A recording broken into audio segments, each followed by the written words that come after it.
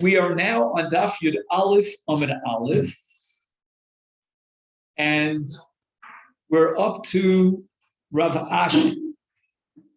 So you'll see this. Second, where is Rav Ashi? On the top line, actually, the top line of Yud Aleph Amud Aleph. Okay.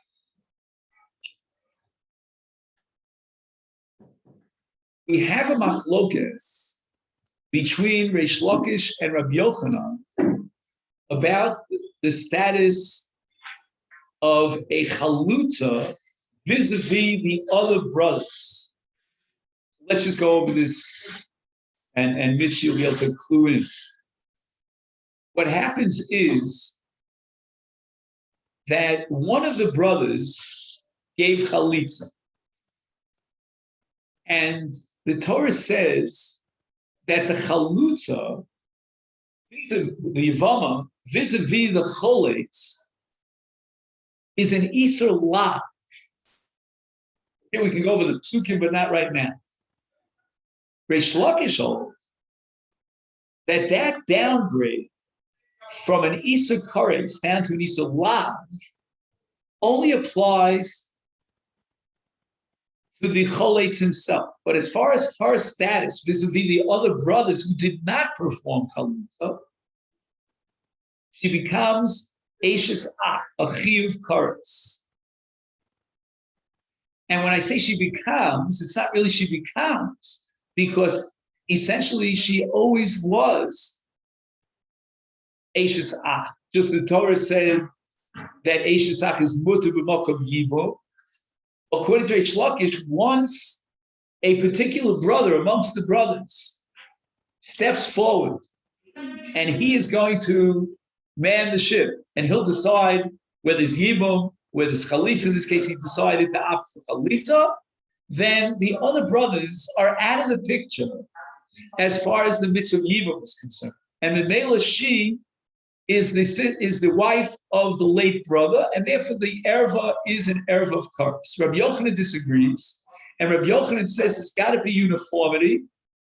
And if the Torah, in a very novel insight, said that as far as the choletz and the chalutz is concerned, we've downgraded to an iser lav, that applies equally to all the other brothers. And her status vis-a-vis the brothers is that of an iser lav and not an iser kares. We tried to explain Rabbi Yochanan based on the principle of shlichus, that one brother who actually implemented the chalitza, he really represents all the brothers, and we cannot differentiate between him and the other brothers. Now we have a brisa, and the brisa seems to contradict Reish Lakish. So if you turn back for a moment to Daf Yud Amud Beis, you'll see Eisvei Rabbi Yochanan Reish Lakish. We did yesterday, but just to start today. And this is how do I? Maybe it's 10 lines up from the bottom. I don't know exactly, but it looks to me close to 10 lines. The first word in the line is Eisvei. You have that? So the Brisa says the following: Hacholetz livinto, v'chazar v'kidcha umeis.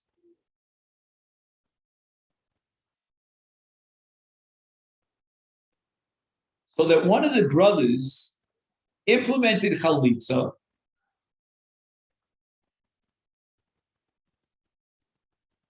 and then he went ahead and he married her with chuppah and kiddushin. Everybody, whether it's Reish Lakish or Rabbi Yochanan, unanimously agree that the halacha recognizes that marriage as a valid marriage. Why? Because kiddushin tofsin b'chayvei lav. And the relationship between the choletz and the chalutza is chayvei lav. Nobody denies that. So he wasn't allowed to marry the chalutza, but he went ahead and he did so. And post facto, the halacha recognizes that marriage. Now he dies without children. And therefore, the Mishnah, the Brisa that Rabbi Yochanan is quoting says, tzricha chalitza min ha'achim. She needs chalitza now by virtue of the marriage of the choletz, who now is gone, and that marriage is a valid marriage. The brothers now require chalitza. Well, we don't even know why chalitza is required, because when you think about it, what happened is when that brother did chalitza, according to Reish Lakish at least, see about Rabbi Yochanan, it now generates an Iser Eshes Ach vis-a-vis all the brothers. And that status of Eshes Ach would make it impossible, A, to have a nefila for Yibum, and B, to have any sort of a zika that would even generate chalitza. So basically, Rabbi Yochanan's kasha addressing Reish Lakish is the following. According to you, Reish Lakish, this brisa makes no sense. How can it be that the brothers have to give up chalitza? Why chalitza? She's an Eshes Ach, vis-a-vis all the brothers. Now, this Bishleim, the Choletz himself, he could marry her with a valid kiddush because it's only chayvei lav. But with his death, she cannot fall for yibum because it's a situation of Eshes Ach. And Reish Lakish's opinion is that once, we'll call him Ruvain, whatever his name is, he did chalitza. Now, as far as the other brothers are concerned, there was never a possibility of yibum because her status was that of what? Eshes Ach. We called it Eshes Ach Shalom B'Makom Mitzvah. And if it's Shalom B'Makom Mitzvah, that erva status remains despite the fact that Levi or whoever it was, whatever name Yotivim, married her.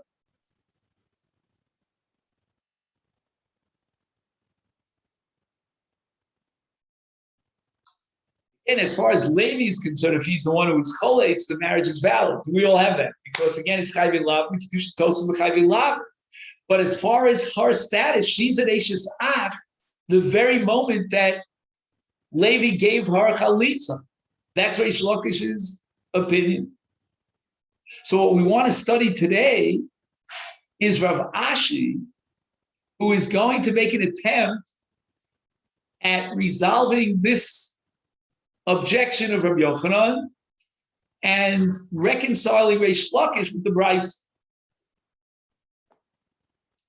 Rav Ashi Savala Reish Lakish, which means that as far as the other brothers of the Choletz, we're talking about a chiyuv kares of Eshes Ach. Mitaritzle Rabbi Shimon. This brisa could make sense, even according to Reish Lakish, I'll leave it to Rabbi Shimon. And then later on we'll see Ravina Savralak Rabbi Yochanan, and he's going to be mitaritz the brisa kirabbanan. Okay, that's fine. But what we want to focus on today is Rav Ashi and reconciling this brisa with Rabbi Reish Lakish according to the shita of Rav Shimon. Okay. Now, the subject of the machlokes between Rav Shimon and Rabbanon is what's called Eshes Achiv Shelo Chaya Ba'olam. And there's one paragraph, one ruling that is unanimous, and then we get into the machlokes. So what is unanimous? There's no question that in the case of Eshes Achiv Shelo Chaya Ba'olam, there is no yibum. The Torah says, Ki yeshu achin yachdav. So Reuven and Shimon were alive at the same time. And then if Reuven dies, his wife falls for yibum to Shimon. But Levi, who is born later on after Reuven's death, he's not in the parsha of yibum vis-a-vis Reuven's wife. Where does Reb Shimon come to the step up to the plate? Reb Shimon says the following: that if Reuven died And Shimon was Miyabem Ashes Reuven, and then Levi was born, there will be evil. What does that mean? Shimon was Miyabem Ashes Reuven. Now Levi is born. The status now of Ashes Reuven is Ashes Shimon.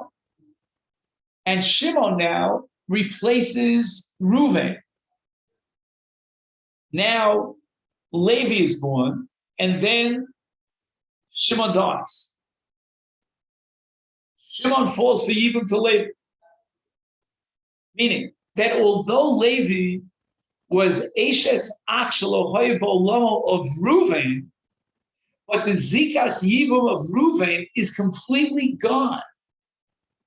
And it's removed the very moment that Shimon was Miyabem Ashes Reuven. Now, Levi is born.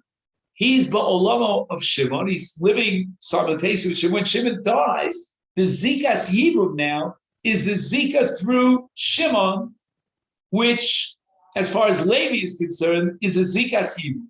And that generates a mitzvah of Yibum. So that is the Shita of Rabbi Shimon.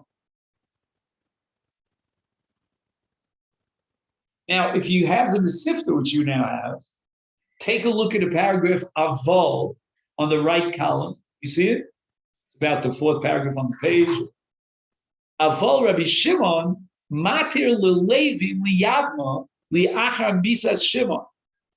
Why? Ikeshem shehutar iser eshes ach shemachmas Reuven legabi Shimon.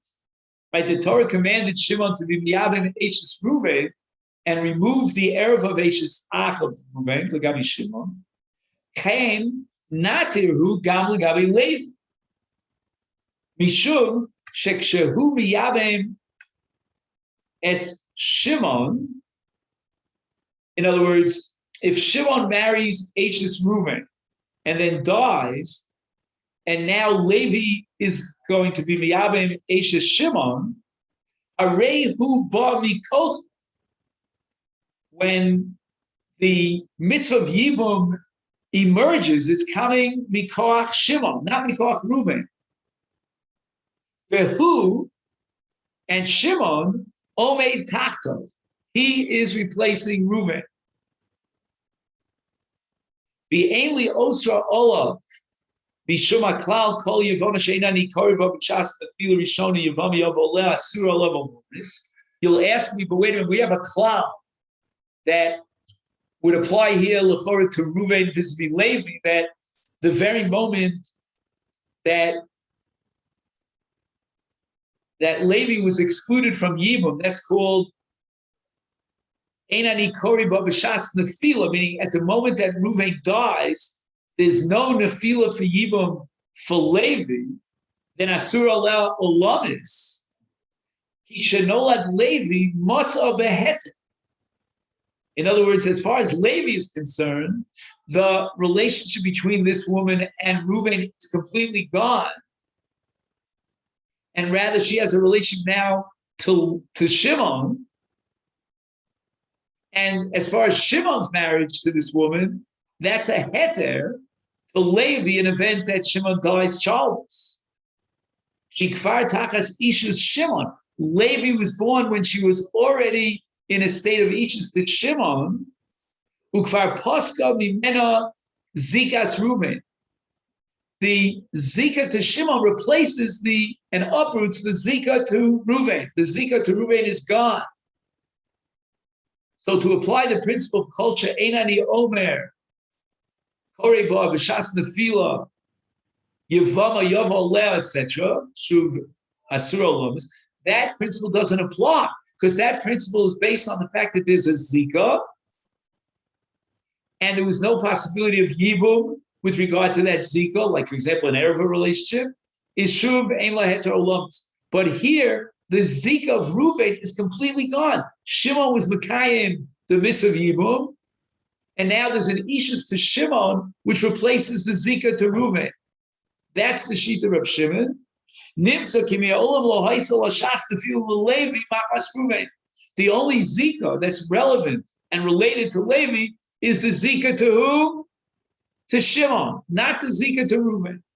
Because the moment Levi was born into this world, there already was an issues of Shimon to replace the Zika of Reuven. So the Zika of Reuven, as far as Levi is concerned, doesn't exist. It never existed. There was never Shas Nefila, Shani Lo Kori Ba Yavama She'enani Kori Ba Yavama Yavol. And as far as Levi is concerned, the Nefila for Yiva will be Shimon's Zika. And as far as that's concerned, there will be Yiva. Nimtza Kemeolam Lo Haisa Lo Asel Shas Nefila Levi Machas Reuven the Ein Nofel Sefanav Ela Mishimon Ulva. Now, in the next paragraph, he points out that if Levi was born before the Yibum of Shimon, that means that right now, at the moment of Levi's birth, we'll say, at his bris, there still is an extant Zika to Reuven. In fact, that's why that's why Shimon is going to be having this one. So the Zika to Reuven, as far as Levi is concerned, is alive and well. And then we're going to apply the principle of Eishes Achiv Shelo Hayeh Ba'olamo, meaning that since Levi was born after the death of Reuven, this Zika Anikori Ba, or I should say, Ein Anikori Ba Yivamol Yavol, because he's Eishes Ach Shelo Hayeh. So the entire machlokus between Reb Shimon and Rabbanon only applies when Levi was born after Shimon was miyavim this woman. If Levi was born before the Yibum of Shimon to this woman, Eishes Reuven, then even Reb Shimon agrees that there's no possibility of Yibum when Shimon dies later, because when Levi was born, there already is, and I should say there still is, a Zikas Yibum to Eishes Reuven. Okay. Now we're ready for Rav Ashi. Rav Ashi Savar Rish Lakish, Umetaritz Lakish Rabbi Shimon. Now we're going to interpret the Brisa in a way that it fits with Rish Lakish. But for that, we have to introduce Reb Shimon. So the Brisa says the following: Hacholitz livimto b'chazer v'kitcha tzricha chalitza min ha'achim. She needs chalitza for the brothers. How could that be? According to Reish Lakish, there's no chalitza min ha'achim. She doesn't fall for even to the achim, because the very moment that there was chalitza, as far as the achim is concerned, Reish Lakish insists there's an erva of Eishes ach, and that's shalom b'makom mitzvah. So why does she need chalitza min ha'achim? The answer is, my achim, what case of achim does the Brisa have in mind? Achim hayiludim. Okay, now we have to piece this all together. Achim hayiludim. So we're talking now, he has in the diagram Zvulun and Yisachar. Maybe we'll go through the diagram here on the left column. Zvulun and Yisachar were born after the chalitza of, if we use his names here for a second, of Shimon. Okay, he says Shimon did the chalitza. So that makes life a little easier for us, because we've been talking all along about Shimon doing the chalitza. Again, he's going to change other names like Reuben and Shimon and Levi and Yehuda. Those names will, but anyway. Okay. Now, let's understand what happens here. Shimon does Yibum. Shimon does Chalitza. And then Zvulun and Yisachar are born. According to the Shita of Shimon, since Zvulun and Yisachar were born after Chalitza, the original Zikas Yibum of Reuven is gone. Again, we'll have to understand why. In Bishleim, in our discussion, there was Yibum. Now we're talking about a case of Chalitza, but we'll get back to that in a minute. And if the Zika to Reuven is gone, then as far as Yisachar and Zvulun are concerned, this woman falls for evil. Again, Mitch is going to ask me why Chalitza not evil. We'll get back to that, but let's just go step by step.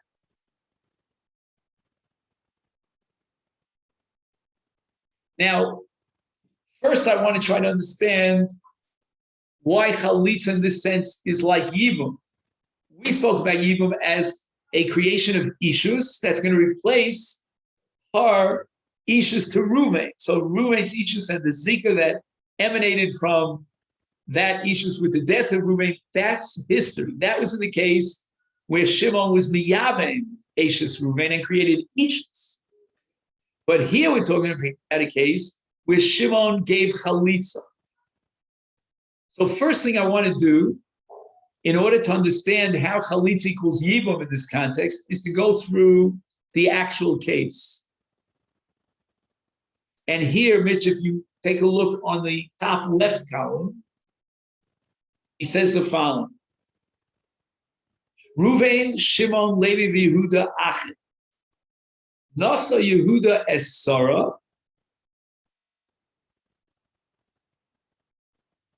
Yehuda marries Sarah. Umes Yehuda below Bana.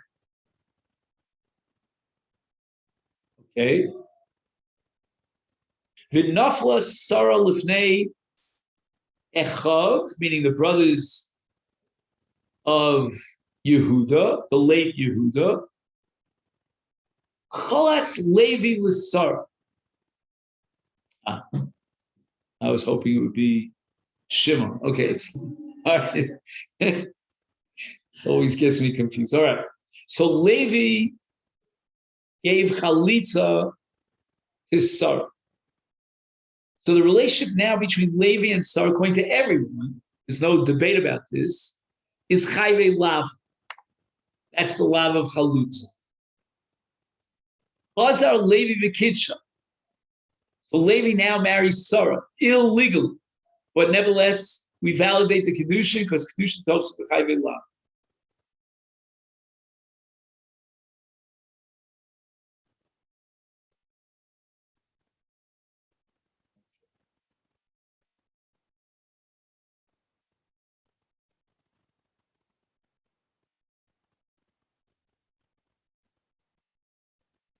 Now wait a second. Oh, okay, good. The achar kach nolad lehem achim Yisachar uzvulun.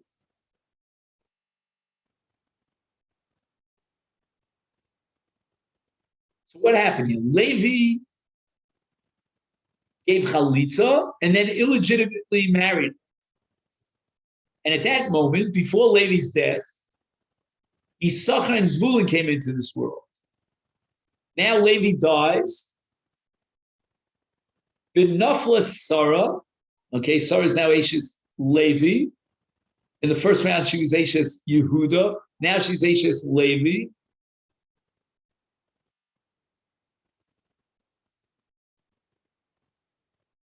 And Sarah now falls for Yibum to the brothers. Okay. Hooray. Afal Pisha Sarah Ptura Michalitza Miruve V'Shimon. Now watch what happens over here.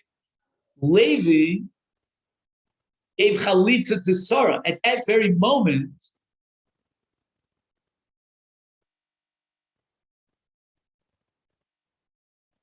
according to Reish Lakish, Sarah, by virtue of the Chalitza of Levi, becomes Ashes Ach vis-a-vis the brothers. There are only two brothers alive at this moment, and that's Reuven and Shimon.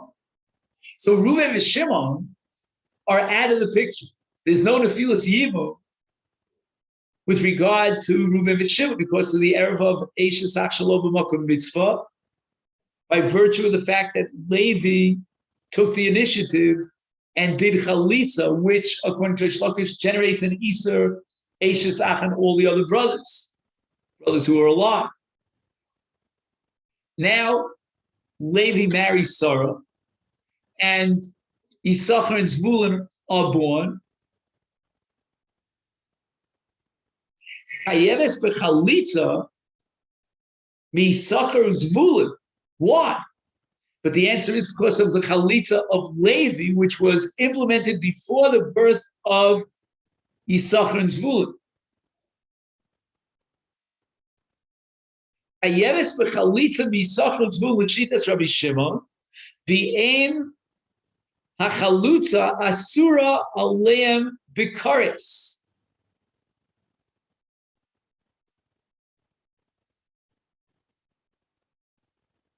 Why is the chalitza of Levi a generator of the status of erva vis-a-vis Reuven and Shimon, but not vis-a-vis Issachar and Zvulun? Ein hachalutza asura aleim bekares, mishum she'ein chalitzasa osrasa, ela li'achim shehoisa zkuka lehem. The power of chalitza is to generate an isur vis-a-vis those achim for whom she had a zika, or to whom she had a zika. V'chalitza efkia es zikasa. Yesterday we discussed maybe it's Lamafreya. You remember that? Aval elu shenoldu li achar shecholatz acheim v'kitsha beikach lo hoya lehem ba zikas yibu miruven v'lo pala hachalitza klum ligabeya.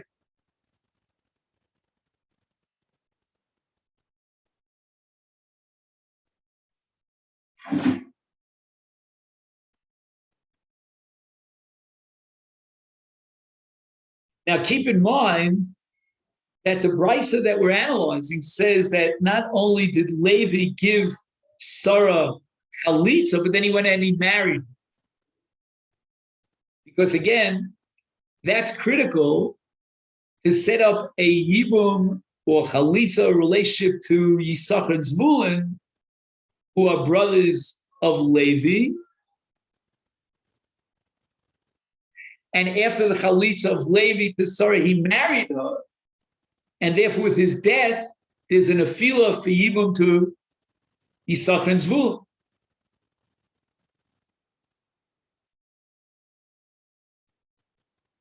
Now we could ask two questions.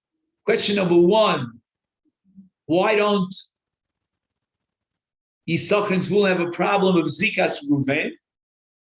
And problem number two is, why is there no Iser Eishes Achiv Shalohay Ba'olamo as far as Zvulun and Yisachar? So let's go one by one.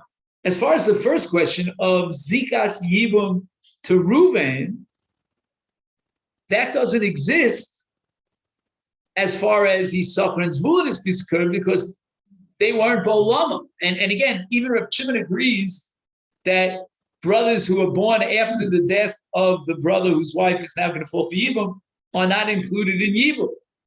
That's Eishes Achiv Shelo Hay Ba'olamo. So vis-a-vis Zikas Ruven, we have a situation of Lo Hay Ba'olamo. So that Zika has no relationship, no impact on Yisachar and Zvulun. But now you could ask another question. What about the chalitza of Levi?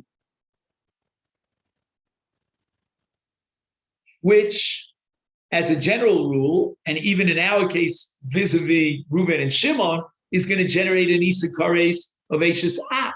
Why doesn't that apply to Zvulun and Yisachar as well? It says, "V'ach mishum eishes achiv shlohai b'lama ein liosel lem b'chucha nolad li'achar shekvar his kad shelachos." Now we understand why the brisa added another element to the equation, and that is the marriage relationship between Levi and Sarah, which again was illegitimate but is valid. And since it's valid, when Levi is born subsequent to the marriage, the unhappy marriage between Levi and Sarah, he is now in a situation of Eishes Achiv Chehaya Ba'olamo. He's included in the matir of Zika. When I say he, in this case, it's they. And therefore, there will be even more chalitza. I'm not sure why the emphasis here is on chalitza. Maybe we'll see that in a minute. Ukeman kiravi Shimon hasover shel Levi shenolad liachar sheyibem Shimon aseshes Ruvain harei miyabem Yevamazu liachar shemeis Shimon baila sheni b'lobonim v'ein hi asur alav mishum Ruvain achiv shelo haya ba'olam.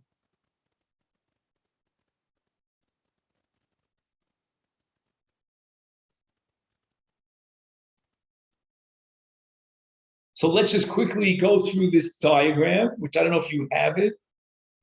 Reuben v'Shimon v'Levi v'Yehuda Achim, Nasa Yehuda Sarah, Meis Yehuda v'Libanim, Nafla Sarah l'fnei Echav l'Yibum. So there are three brothers now. There's Levi and Reuben and Shimon. So Yehuda dies, and Sarah, his wife, falls for Yibum. Chalatz Levi l'Sarah. So amongst the three remaining living brothers, Levi took the initiative and gave chalitza to Sarah. B'nesra olav al yedei kach b'lav. So now the relationship between Levi and Sarah is an isolav. But according to Reish Lakish, ala achim b'karetz.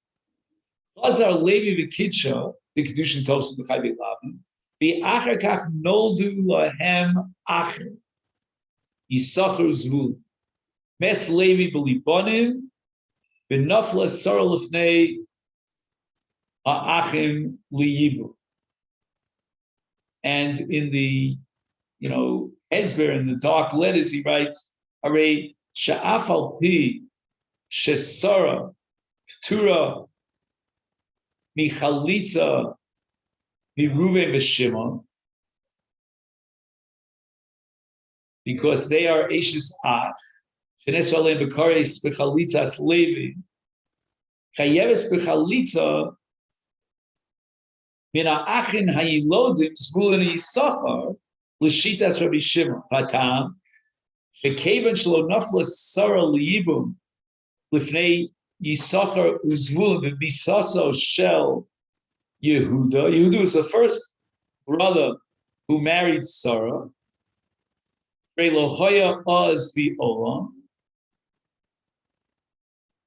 there was never an afila for Yibum with Ruvain's death to Yisachar's group. Ein chalitzas Levi osrasa aleim b'karetz.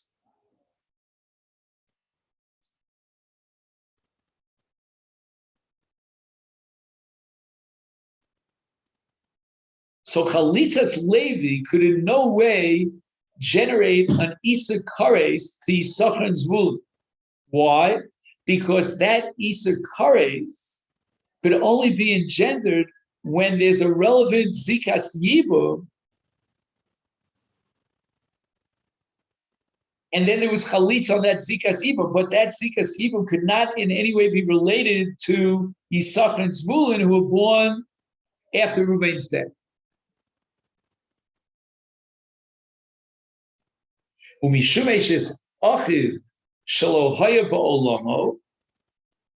But now we should apply the lav. Forget about the Zika and the Eishes Ach there, but what about Eishes Ach Shelo Haya Ba'olamo? Gamkein Eina Asura Aleim Kevan Shenoldu Achrei Shekidshel Levi, and Levi's Ishus is now going to replace the Ishus to Yehuda.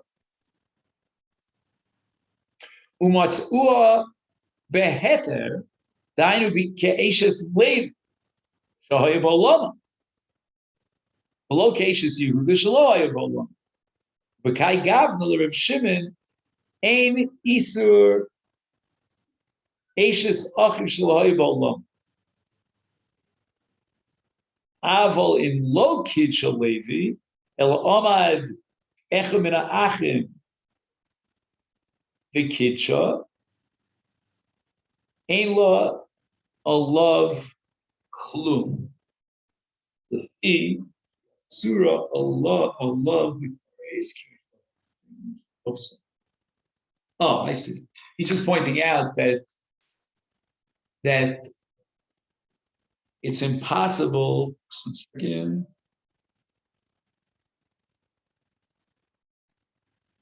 Right, it's impossible to imagine that any other brother other than Levi could be Makadish this woman. Why? Because Levi was the Cholitz. And as far as Levi is concerned, we downgraded it to an Isa Lav, so that Levi can now marry. Again, we're not going to, it's not it. We're not going to ask the Gadol Adar to decide Kedushin, but the post facto, but any of the other brothers, it's an Isa Reishis Ach, it's Piv Karis, it ain't Kedushin Tosa, but Piv Karis. That's what he had to do.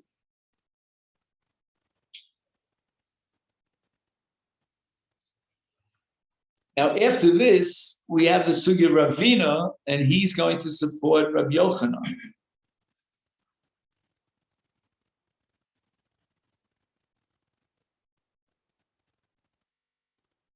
So I'm going to take a little bit of a break here, and we're going to look in the Yalkut HaBi'urim. And if it goes, it goes. If it doesn't go, we'll go back to the Gemara of Ravina and Rabbi Yochanan. What I want to look at here in the Yalkut HaBi'urim is on page Ayin Tes.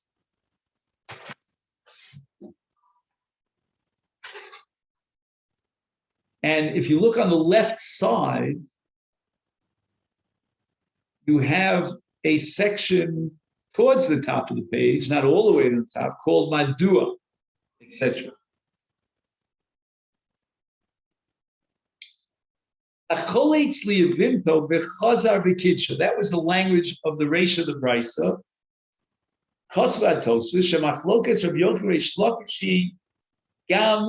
Below Shekid Shacholiks. In other words, if we're analyzing simply the Machlokas from Rabbi Yochanan Shlokish, we don't have to introduce the fact that the Cholitz was Makadish. That Machlokas is irrelevant to the Cholitz's Kiddushin. I mean, the question is, what's the status of this woman after Chalitza vis-a-vis the other brothers? Is it Isa Karis like Rabbi Yochanan Shlokish, or is it Isa Lav according to Rabbi Yochanan? So forget about the fact that whichever brother, whatever name you give him, was Cholitz. Forget about it. I'm sorry. Forget about the fact that the Cholitz was Mekadesh. The Cholitz was not Mekadesh. But according to Reish Lakish, any of the brothers who did not implement Chalitza would be in an Isa Kares if they had a relationship with this woman, the Yevama. Rabbi Yochanan over Elabalabu. Elenokta HaGemara Chazav Ekitsha Lemikre She'achaka Beis Below Bonin. She'ba'ofen Zeh Yenafkemina Mipineihem Gam Le'inyan Chiv Chalitza L'Shar HaAch. In other words, we're interested in an additional nafkamina, not only what is the status of the Isar Erva between the other Achim and the Yevama, but we're also interested in knowing could the Choletz generate a Zikas even to the other brother? For that, we have to introduce the fact that the Choletz was Chazav Ekitsha.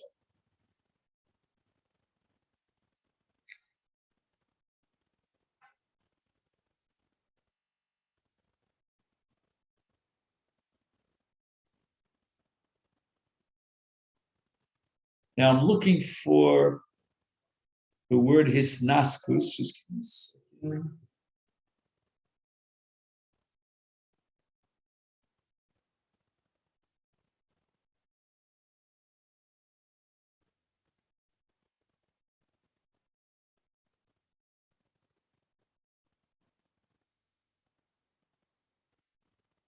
Okay, so I'm just not finding it now. So we'll take a look on the bottom left. Mevur b'divrei HaTosfos Rishon. Okay, we have to find that, but it doesn't matter. Sha'af shemitzad hasvara yesh lo l'schayev oleh kares kidinei shesach shelo b'mokom mitzvah. Oh, the Tosfos, which we'll have to find, but just because we're pressed for time, the assumption is that logically, Reish Lakish is correct. Why? Because there's no mitzvah of Yibum vis-a-vis the other brothers. What could possibly remove her status as an Erev of Eishes Ach? Once there was Chalitza, then it's Shalom Makom Mitzvah. There's no longer a mitzvah of Yibum. And we always insisted over and over again that it's the mitzvah of Yibum that overrides the Erev of Eishes Ach. In this case, there's no mitzvah of Yibum. Holmakom, ba yitur halo yivne linatro. Here we turn to pay. Mikares ulamida below belav grade. Now, again, according to Reish Lakish, that's only true for the Cholitz. According to Rabbi Yochanan, that's true for all the brothers. Ikshu atosas halo ein halo yivne miyutar.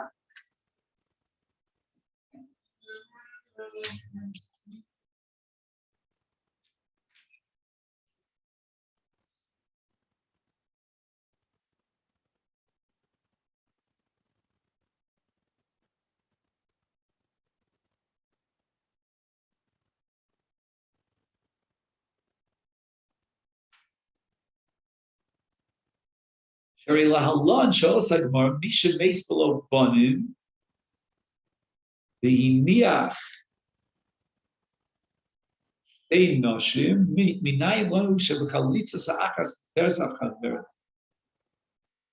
ula yesh lo le'ach lachlotz li'achas nevel yavim es hashniya v'shiva ksiv asher lo yiv even shelo banam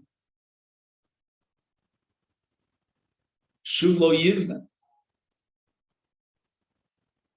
So Tosfos is basically bothered by the following: reusing the lo yivna, kivit shelo bana shuv lo yivna, to establish a separate law between the Choletz and the Chalutza, or between the Chalutza and all the other brothers, according to Rabbi Yochanan. Who gives you the right to do so? The pasuk lo yivna is going to teach us a very important halacha, that if chalitza took place, there's no need for the other wives of the late brother to have their own chalitza, or alternatively to be open for yibum, because lo yivna came into lo bana shuv lo yivna. That once there was one chalitza, removes the zika and the mitzvah of yibum vis-a-vis all the wives of the late Yavam, not the Yavam, the late brother.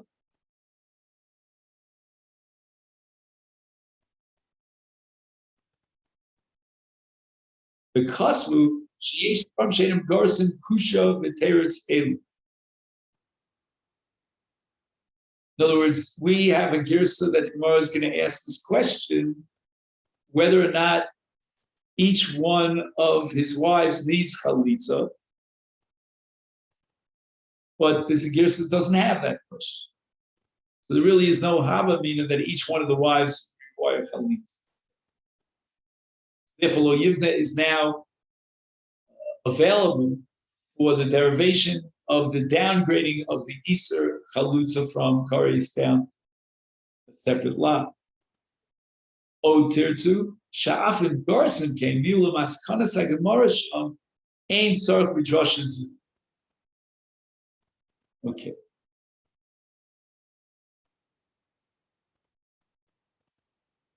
Now, if you take a look on the bottom right, and he quotes the Rashba. So again, the key word here for Tosfos is the word hisnaskus, which means that the situation of chalitza now is menatek the original Iser Eishes Ach and replace it with a lav of lo yif. Pasav Rashba shetama ptur Dura chalutza mikares Eino mishum nituk lila kidivrei Tosfos. So Tosfos insists that the lav of lo yivna replaces the original Iser Eishes Ach. We had two, if you remember, two approaches how to define them.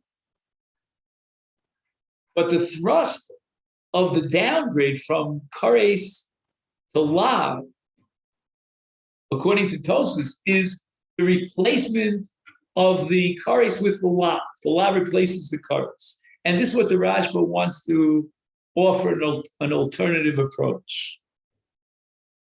Ela mishum shekol yevama shehutar Iser Eishes Ach sheba b'shas nefila shuv eina chozer oleha li'ol.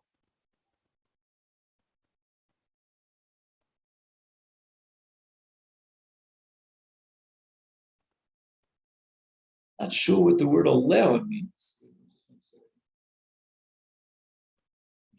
I think I understand this part.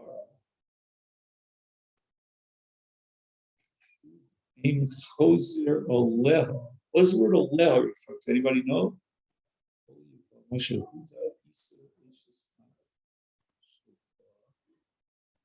Oh, I see. Oleha is referring to the Yevamot. Oh, so as far as this Yevamot is concerned, vis-a-vis the Achim, there was a heter on the Iser Eishes Ach at the time that her husband died, the brother of these brothers. Is shuv eina chozer oleh. Oleh means onto the Yevamot. The Iser Eishes Ach will not. In other words, we can't go from A to B to C. We can't go, well, A, she's an Eishes Ach. B, she's not an Eishes Ach. C, she goes back to becoming an Eishes Ach. If she's not an Eishes Ach, and the Torah commands the brothers to be miyavim, then she doesn't go back to becoming an Eishes Ach. That's the Rashi. I think we touched on this on our own without knowing about the Rashi. The afli achar shebotla zikasa v'shuv ein ba mitzvah sibur adayin hi omedes behatera. Now again, it's true that the matir was the mitzvah yibum. The mitzvah yibum is no longer because now she got chalitza. But there was a moment of matir, and that moment of matir does its damage. In other words, it registers on the Richter scale as a matir, and there's no way that you can turn the clock back and reinstitute the original Iser Ereva when there's a matir on that Iser. Nimsa kilo ba halo yivna lahakil aleh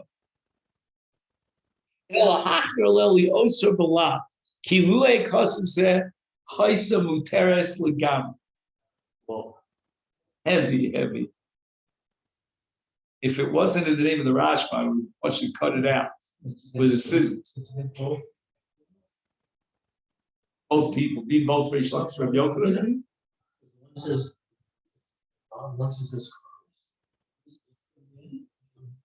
Well, no, he's just trying to understand the mas.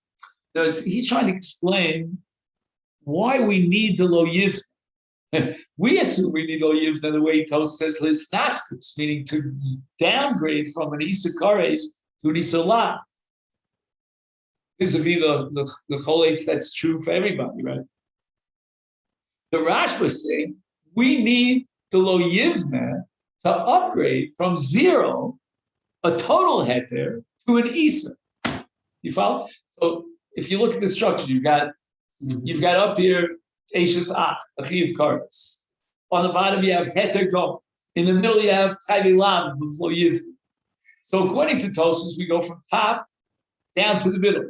And according to the Rashba, we're going from the bottom up to the middle. Not from the top to the middle, but from the bottom to. I don't know if that helps anyone, but that it helps me. Okay. Now this Rashba is going to occupy the minds of the Achronim. Elachora, Holy Yisod Zeh, Machlokas Rav Shmuel. Okay, where's Machlokas Rav and Shmuel? He tells you to look on Daf Mem Aleph. Yevama sheniftera b'shas nefila me'ayavam mishum erva sachos ishto arehi asura olav li'ol v'af le'ach shetomas ishto and chozes l'siyavim ol v'nesel of sha'achas arehi asura olav Omar Rav im hoisa yevama muteres lo b'shas the achkach noses apos, so v'nesel of mishum erva the achkach mot mesa ishto shuv chozeres v'hutrolo. So let's understand the sheet of Rav. What happens is Ruvain is married to Rachel. Ruvain dies without children. Rachel falls for Yibum for Shimon. Shimon marries Leah. The moment that Shimon marries Leah, Rachel becomes an Erva Bachos Ishto, and there's no possibility of implementing Yibum. And you and I might have said, well, give Rachel a divorce, but that's not what it says. He married Rachel. I don't think he was allowed to marry Rachel, but he married Rachel. And now Yibum with Leah, I got the names and stuff. He married Leah, but Yibum with Rachel, her sister's now an impossibility. Now Leah dies.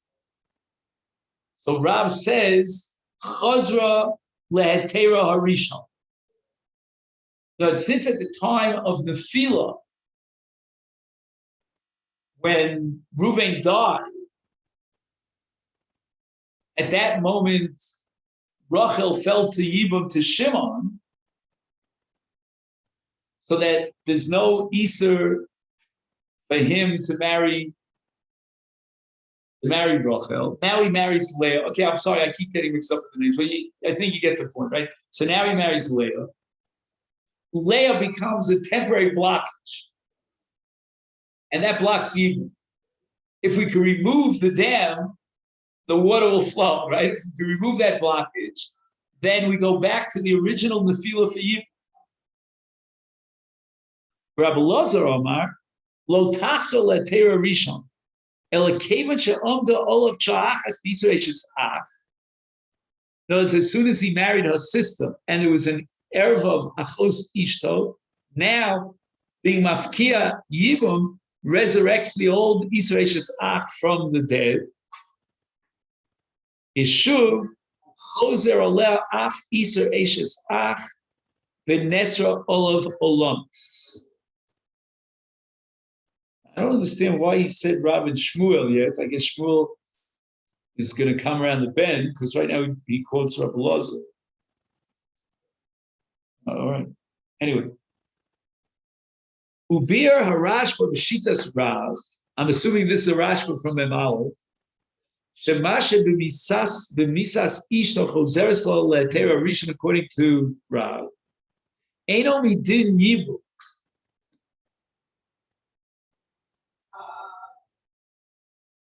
In other words, what is he saying, Rav? Is he saying that now that his wife dies, he's allowed to marry her sister, or he's obligated to marry her sister, meaning he's Mekayim the mitzvah of Yibum? Comes on the Rashba, he says, no. There can't be a mitzvah of Yibum. So the very moment that he married her sister. Now she, the Yavam, becomes an erva. Paka zikasa, the zika's gone. Shuv eina zika chozeres liolam. But muteres hilo, he isha bi'alma. Because there was a matir on Eish's Av, and Achos Ishta is no longer because his wife died, he can marry her. But it's not evil.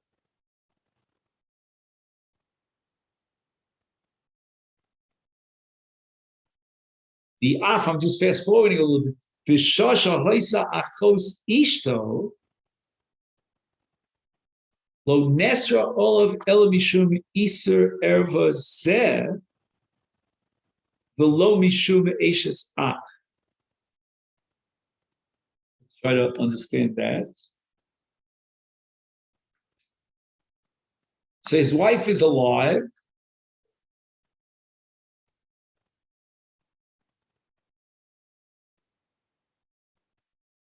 Oh, I see. So now the Rashba is saying that as long as his wife is alive, the only relevant erva is Achos Ishta.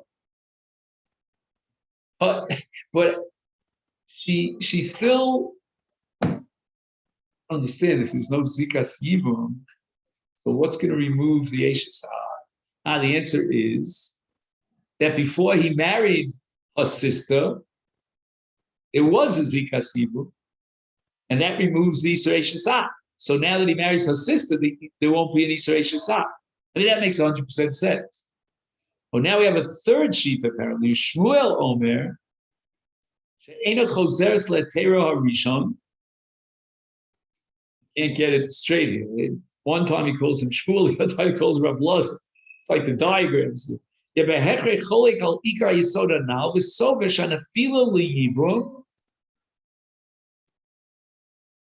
Matira otsa meiser esheslish rak kol od he bezikos. So it's a temporary mat. It's like, what do they call those fish? One fish that swims on top of the other. When I was in high school, they called it a symbiotic relationship. You remember that? Anybody? Anyway, so he's saying that there's one fish that's riding on another fish, meaning that the matir of Eishes Ach is not an automatic matir. It's not an absolute matir. It's just riding on Zikas Yibum. As long as the Zikas Yibum is in existence before he married her sister, then there's no Isur Eishes Ach. Now he marries her sister, and the Zika is gone. Now there is an Isur Eishes Ach. I mean, he uses the term Choser V'Niyar. I wouldn't even use the term Choser V'Niyar in the sense that the Isur Eishes Ach was always there, lurking in the distance. Ulachora Keinu Mamish Linyan Chalitza. Now he wants to take this machlokas and put it into our issue of Chalitza. L'Rav Eino Choser Ba Isur Eishes Ach Me'ach Shekvar Huta B'Shas Nefila. Right? Any one of the Achim theoretically could have been the Choles. They're all candidates, and therefore, as far as each one of the Achim, it was a matir on the Isur Eishes Ach. So according to Rav, there's that Teira Rishon, and we can never impose an Isur Eishes Ach on the other Achim. Hence, we understand Rabbi Yochanan according to Rav, according to the Rashba, meaning that according to Rabbi Yochanan, Adarabah, the Chiddush's Lo Yivne is to upgrade it from 0 to an Isur Lav. But if not for the Lo Yivne, there would be no Lav, there would be a heter go. Not we did Yivu, because she already got Chalitza, but Ki Isha Bi'alma, because we removed the Eishes Ach and we can never reinstate it. Ach l'Shmuel, milachatchil lo huter Isur zeh, right? We said that one fish rides on the other. The heter on Eishes Ach is riding together on the shoulders of the back of the Zika. Aval yachar shepaka Zika al yidei Chalitza, ichozeres lisura.